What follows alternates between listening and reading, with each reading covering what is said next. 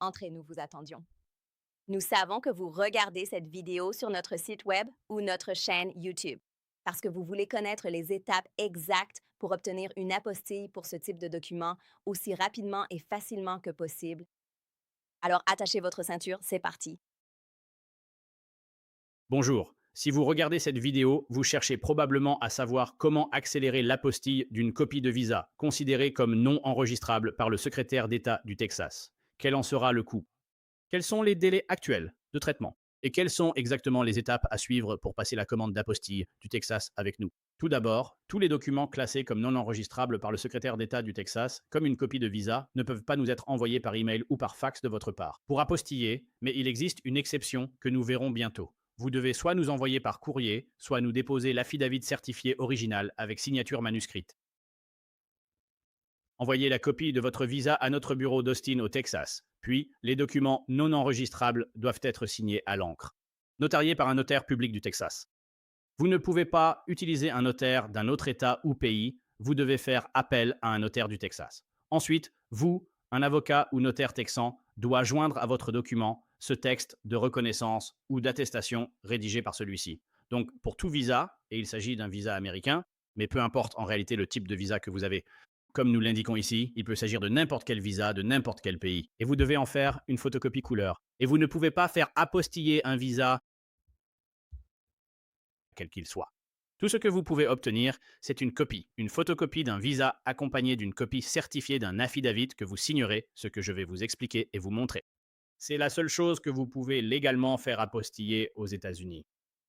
Donc, ce que vous devez faire, c'est prendre ce texte ici, copie certifiée de l'affidavit, copiez-le et collez-le dans un document Microsoft Word, puis vous pourrez l'imprimer. Ou, plus simple encore, cliquez simplement sur ce PDF ici, et tout ce que je viens de vous montrer en surbrillance, vous pouvez simplement l'imprimer. Ensuite, vous prendrez ce PDF que vous avez imprimé, qui sera cette copie certifiée de l'affidavit, et vous irez le remplir et le signer devant un notaire du Texas, puis vous ferez une photocopie couleur de votre visa, et vous les attacherez ensemble avec un trombone. Et c'est cela que vous allez nous envoyer par courrier ou déposer chez nous. C'est très important car le notaire peut faire des erreurs. Cela arrive tout le temps et cela vous coûtera du temps et de l'argent car vous devrez nous payer une seconde fois. Si votre dossier est rejeté à cause d'une erreur du notaire, ce qui constitue la raison numéro 1 des refus. Comme indiqué ici, écrivez en majuscule le nom du titulaire du visa, exactement comme il apparaît sur le document. Il est impératif d'inscrire votre nom légal complet, incluant votre prénom, second prénom et nom, exactement tel qu'il figure précisément sur votre visa, juste ici. Et puis juste ici. C'est ici que le notaire va inscrire votre nom. Assurez-vous, c'est ici qu'ils font leur erreur. Ils doivent inscrire votre nom exactement comme il apparaît sur votre visa et exactement comme vous l'avez écrit ici. D'accord. Ce que le notaire fait tout le temps, c'est qu'il inscrit son propre nom à cet endroit. Même si c'est écrit d'imprimer le nom du titulaire du visa, ils ne le lisent pas. Ils ne font pas attention. Assurez-vous donc qu'ils inscrivent bien votre nom légal complet ici, celui qui figure sur le visa. Et ensuite, ils vont signer juste ici. Et vous, en tant que titulaire du visa, vous allez signer juste ici. Très important. Utilisez aussi le service e-notary du Texas ou notaire en ligne pour faire notarier votre document par visioconférence. Si vous résidez hors du Texas ou des États-Unis, utilisez notre page Contactez-nous pour nous envoyer votre document signé électroniquement. Ainsi, vous n'aurez jamais besoin d'envoyer de courrier ou de vous déplacer pour un dépôt en personne. Et pour accéder à notre page Contactez-nous à partir d'ici, vous pouvez le faire de 3 façons différentes. Vous pouvez cliquer juste ici. Vous pouvez cliquer sur elle ou vous pouvez cliquer juste là. Sur notre page de commande, accessible en bas de cette page, remplissez le formulaire d'apostille du Texas en ligne. Imprimez-le, puis envoyez-le avec un bordereau de retour FedEx ou UPS prépayé. Nous pourrons ainsi vous renvoyer vos documents ou les expédier à n'importe quel destinataire dans le monde, selon votre choix. Et encore une fois, si vous choisissez la version électronique, donc si vous utilisez les notariats, vous n'avez rien à nous envoyer par courrier. Vous n'avez rien à déposer chez nous. Il vous suffit simplement de télécharger 3 documents sur notre page de contact. Le premier document est bien sûr la copie du visa et notarié. Le deuxième est le PDF de votre étiquette de retour prépayé FedEx ou UPS. Il vous faut aussi le PDF de notre bon de commande. Sur cette page, au lieu d'imprimer sur papier avec votre imprimante, sélectionnez simplement l'option d'impression PDF sur votre ordinateur. Et tout simplement, dans le menu déroulant, choisissez l'option Enregistrer au format PDF. Cela va enregistrer ce bon de commande en PDF, puis vous l'enregistrez et le téléchargez sur notre page de contact. Ainsi, Pas besoin de vous déplacer, de prendre l'avion ou d'envoyer un courrier. Vous pouvez le faire depuis n'importe quel pays, de la Chine à l'Australie, en passant par l'Europe ou les Amériques. Peu importe. Vous pouvez faire cela depuis chez vous. Très simple. Ensuite, l'étape 2 concerne les instructions d'expédition. C'est l'étape 2. Je vais vous expliquer comment vous allez envoyer les documents et comment nous allons vous les renvoyer. Donc, l'expédition aller-retour, comment créer les étiquettes d'expédition et ce que vous devez faire. Cela dépend si vous demandez des documents au niveau de l'État, fédéral ou au niveau de l'ambassade, des apostilles ou les trois à la fois. Si vous allez par exemple dans un pays non signataire de la Convention de La Haye, vous devez passer par ce qu'on appelle la légalisation ou l'attestation des documents. Et s'il s'agit d'un document au niveau de l'État, comme par exemple un acte de naissance pour, disons, le Vietnam ou la Thaïlande, il faudra d'abord le faire au niveau de l'État du Texas, puis auprès du département d'État américain, et enfin à l'ambassade de ce pays. Et c'est la troisième étape. Je vais donc vous expliquer tout cela, notamment comment vous devez procéder pour l'envoi. Pour nous faire parvenir vos documents, il existe deux façons. La première, la plus simple et recommandée pour la quasi-totalité des gens, est l'envoi de vos documents en livraison express. Ou bien envoyez vos documents par courrier à notre adresse d'Austin qui figure sur notre bon de commande et dans les instructions d'expédition. Ou, si vous habitez dans la région d'Austin, vous pouvez les déposer chez nous. Notez que cela ne concerne pas la procédure que nous abordons à l'étape 3. Envoyé par courrier ou déposé sur place, aucun retrait immédiat n'est possible. Les apostilles sont délivrées uniquement par le secrétaire d'État du Texas, le département d'État ou un consulat ou une ambassade de ce pays. Nous effectuons toutes les légalisations depuis notre bureau de Washington. Bureau dans toutes les ambassades étrangères à Washington, D.C., où se trouvent 99% des ambassades étrangères du monde. Je vais donc vous expliquer ce que vous devez faire. Donc, si vous comptez nous envoyer vos documents par courrier, merci de ne pas utiliser la poste. Ils perdent constamment des documents et des milliards de dollars chaque année, et ce n'est pas sans raison. Ils sont incompétents, ils sont peu fiables, évitez-les. N'envoyez pas vos documents par courrier et ne nous demandez pas de vous les renvoyer, car en général, le suivi est catastrophique. Nous recommandons FedEx ou UPS. Si vous êtes en Europe, en Amérique du Sud ou en Amérique centrale, je sais que DHL est très répandu. Mais encore une fois, c'est le service le plus fiable et celui que nous recommandons, avec lequel nous expédions tous les jours. Nous expédions des dizaines de milliers de documents. Nous avons des clients sur 6 continents. Il ne nous manque plus que l'Antarctique. C'est FedEx. Ils sont de loin les plus fiables. Si vous ne voulez pas que vos documents soient endommagés ou perdus, ils sont les plus fiables. Et ce sont aussi les moins chers si vous envoyez des documents. Aux États-Unis, de loin. Je vais vous donner un exemple. Nous expédions à notre bureau de Washington, D.C. depuis Austin au Texas. C'est en plein centre du Texas, aussi loin que possible à travers le pays, jusqu'à l'océan Atlantique à Washington, D.C. Cela nous coûte 10 dollars et 95 cents pour envoyer des documents en 2 jours par FedEx à notre bureau de Washington, D.C. Bureau? Si nous utilisons UPS, le délai est le même. C'est plus de 40 dollars. Si nous utilisons la poste, c'est plus de 20 dollars. C'est environ 23 dollars. C'est plus du double. Donc, si vous envoyez des documents, FedEx est bien moins cher qu'UPS et la poste, d'ailleurs, si vous le faites rapidement en une nuit ou 2 jours. Peu le savent. Valable via l'option FedEx One. Vidéo sur nos pages d'expédition. Ils vont traverser ça. Je vais vous expliquer cela. Voici donc les liens sur lesquels vous allez cliquer. Donc, ce sera une longue vidéo, une autre vidéo de 15 à 20 minutes. Il vous expliquera quelque chose que FedEx ou UPS ne font pas sur leur site web.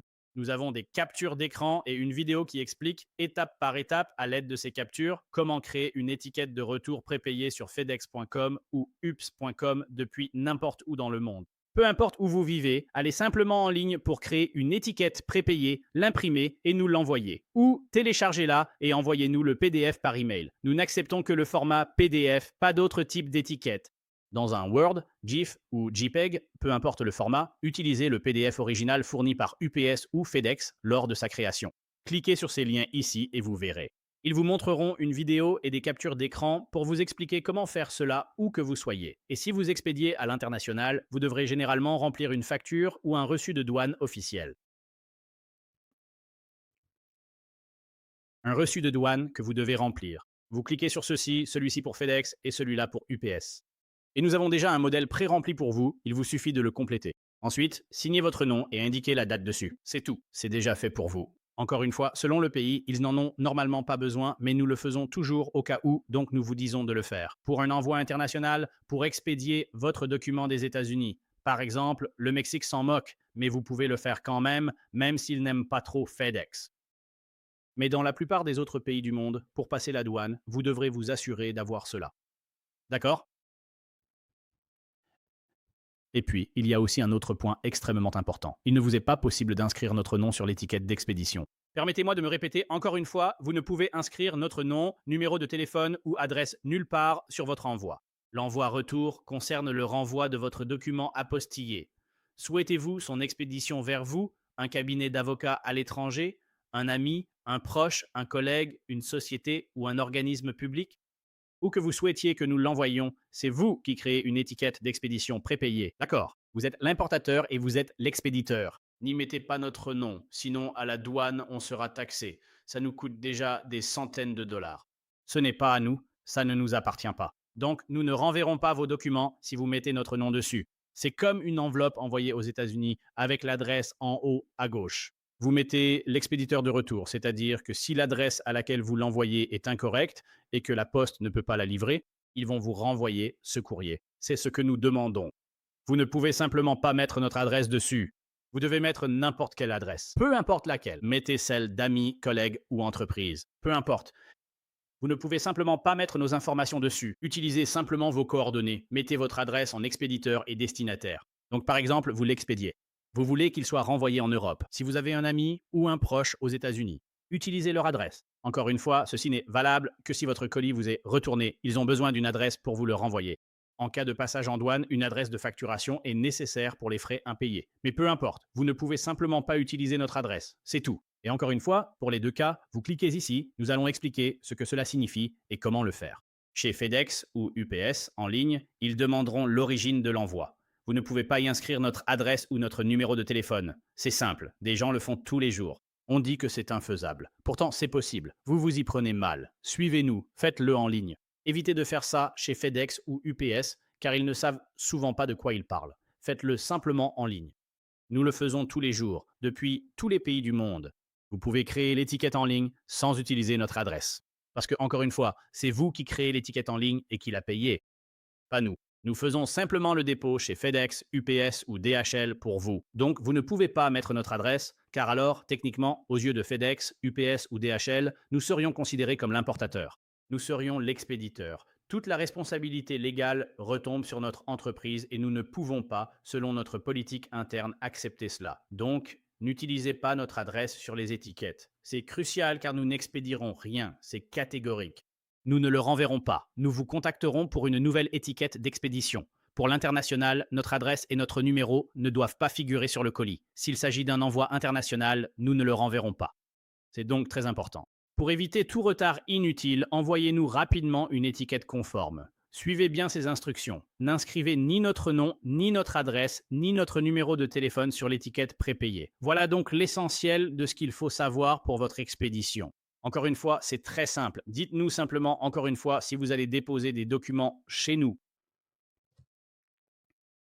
Assurez-vous que vous pouvez aussi les déposer chez nous. Envoyez un bon prépayé et nous vous les renverrons. Alors, vous les déposez chez nous au lieu de nous les envoyer par la poste et vous voulez qu'on vous les renvoie par courrier. C'est ce que font beaucoup de gens. Il vous suffit d'aller en ligne pour créer votre étiquette d'expédition. Et lorsque vous vous rendez dans nos agences d'Austin, vous déposez vos documents. Et puis, le jour même, le lendemain ou 2 jours plus tard, comme nous l'expliquons à l'étape 3, selon le temps que met le secrétaire d'État à les délivrer, ou le gouvernement fédéral ou l'ambassade, alors nous vous les renverrons. C'est ce que cela signifie. Ceci est l'étape 3. Je vais passer en revue les tarifs actuels que nous proposons.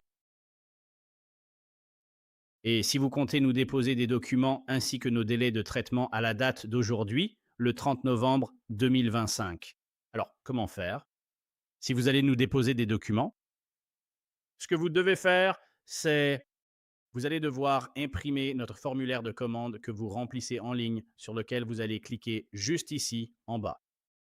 En cliquant ici, vous accéderez à la page de notre formulaire de commande. C'est ce que vous allez remplir en ligne puis imprimer. Il y a aussi une autre vidéo qui explique comment remplir le formulaire de commande et tout ce qui s'y rapporte. Donc, si vous allez, encore une fois, si vous allez nous envoyer vos documents par la poste, ce que la plupart des gens font, vous imprimez notre formulaire de commande et vous l'envoyez avec vos documents. Comme nous l'indiquons à l'étape 2, vous nous l'envoyez. Si vous allez déposer vos documents en personne, ce qui ne va pas accélérer le processus, et je vais expliquer pourquoi.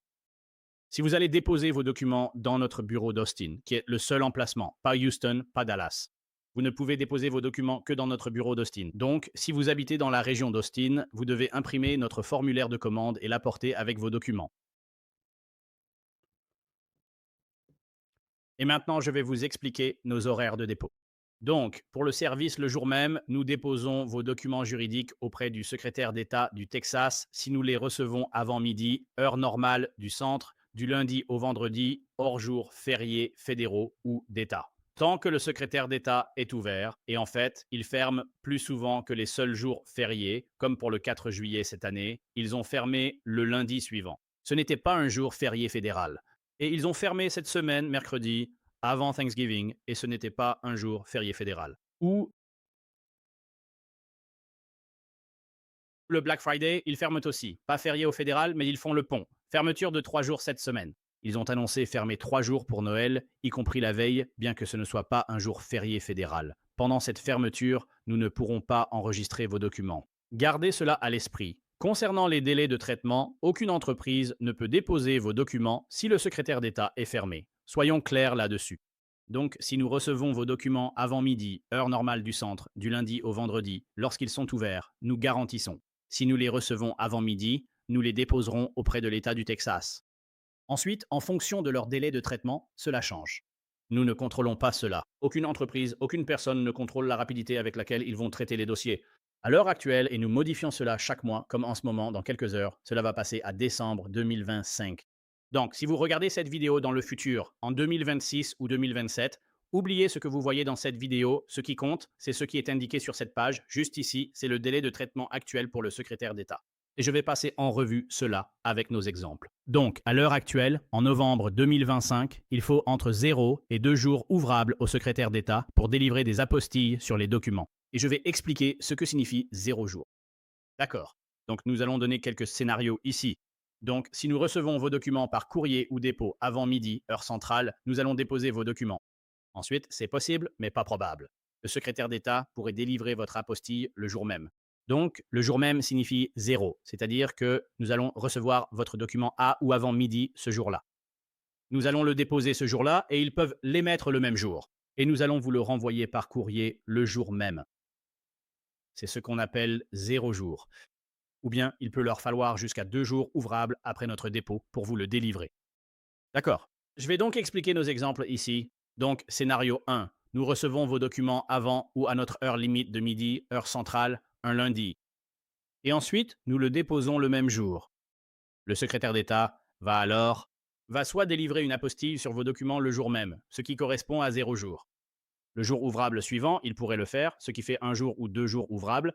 Donc, dans le pire des cas, vous le recevrez et il vous sera renvoyé par courrier le mercredi. Ce serait par conséquent le meilleur scénario si nous recevons votre dossier complet avant midi. Est-ce que cela vous convient? Deuxième exemple, si nous recevons votre document après-midi, heure centrale. Donc, si vous nous l'envoyez par courrier et que nous le recevons à 2 ou 3 heures, ou si vous le déposez à notre bureau à 2, 3, 4 heures 55, il y a des gens juste avant 5 heures. Si vous le déposez ce même lundi, nous allons le déposer le lendemain, donc nous ne pourrons le déposer que le jour suivant. Nous allons le déposer le jour ouvrable suivant. Et ensuite, il pourrait l'émettre le même jour, donc 0 jour. Il pourrait l'émettre le jour ouvrable suivant, soit un jour ou dans les 2 jours ouvrables. Donc, dans le pire des cas, nous pouvons le récupérer et vous le renvoyer ce jeudi-là. Donc, encore une fois, dans les deux scénarios, si nous recevons votre document un lundi, que ce soit avant ou après-midi, ce sera pour mercredi ou jeudi. Donc, encore une fois, dans le pire des cas, à moins qu'il n'y ait une apocalypse zombie, une révolte des orques ou une invasion extraterrestre, si vous le faites un lundi, il vous sera renvoyé par courrier le jeudi. Dans le pire comme dans le meilleur des cas, cela peut vous être renvoyé dès le lundi. Donc, juste pour récapituler. Et je ne saurais trop insister là-dessus. Si vous vous rendez dans notre bureau principal à Austin pour déposer vos documents au lieu de les envoyer par courrier, cela n'accélère pas le processus. Peu importe si nous les recevons par dépôt ou par courrier, avant ou après-midi, le délai de traitement sera le même. Beaucoup ignorent notre site, viennent sans nous contacter et pensent que ce sera fait le jour même. C'est impossible car cela dépend du secrétaire d'État. Il décide seul s'il délivre le document immédiatement ou sous 2 jours. Donc, s'il vous plaît, à moins que vous ne viviez dans la région d'Austin, cela n'accélère pas le processus. Envoyez-nous simplement vos documents en livraison express comme nous l'indiquons à l'étape 2 sur la façon de procéder. D'accord. Et puis, ces tarifs sont ceux en vigueur aujourd'hui. Il pourrait changer entre 2026 et 2028 ou plus tard. Ne vous fiez pas à cette vidéo, mais à ce qui est indiqué ici. Quoi qu'il soit écrit, au moment où vous regardez, ce qui est indiqué correspond au tarif actuel. Pour le premier document, pour faire apostiller un document auprès du secrétaire d'État, le tarif est de 95 dollars. Et cela inclut tous les frais de dépôt. Donc, vous ne nous envoyez pas de chèque, de mandat ou de chèque de banque. Vous ne nous envoyez pas d'argent pour les frais de dépôt auprès de l'État. Et vous ne faites pas la paperasse. Vous ne nous envoyez pas le formulaire de l'État. Nous avons nos propres formulaires et nous payons les frais de dépôt. C'est donc juste 95 dollars net, sans taxes, tout compris. C'est tout ce que vous réglez. Et pour plusieurs documents, le tarif est réduit. Voici un petit tableau pour vous. Un document fait 95, deux velots des apostilles, et si c'est en même temps, c'est 170, 3, 245, et ainsi de suite. Ce sont les tarifs en vigueur. Tout document supplémentaire coûte 75 dollars. Et quand vous serez prêt à commander, cliquez sur ce bouton pour accéder à notre formulaire d'apostille du Texas. Et encore une fois, ceci concerne uniquement le Texas. Ce n'est pas pour les tarifs fédéraux ou les tarifs d'entreprise, ni pour les documents d'entreprise du Texas à apostiller ou les frais d'ambassade. Ceci concerne spécifiquement uniquement le secrétaire d'État du Texas et les documents du Texas. Donc les documents qui sont notariés par un notaire du Texas ou les documents émis par une entité texane, une ville, un État, un comté ou le gouvernement de l'État. Comme un acte de naissance texan, un certificat de décès, une licence de mariage, un jugement de divorce, un casier judiciaire, des chèques, un permis de conduire, des procurations, ce genre de choses. Donc c'est l'étape 3. Merci.